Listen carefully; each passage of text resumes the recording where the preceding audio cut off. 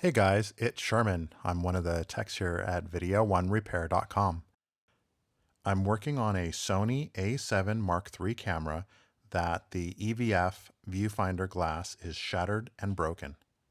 This damage was caused by the camera falling off a tripod. I found that only the shattered EVF lens block assembly needed to be replaced. This is the part that sits in front of the EVF LCD. When this part is replaced, we use a genuine part sourced directly from Sony. After replacing the EVF lens block, it's now time to put the camera back together for testing. As you can see, the impact damage has been repaired and the camera is working perfectly now. If you have any questions about having the EVF viewfinder glass replaced on your Sony A7M3 camera, please give us a call or visit our website at video1repair.com.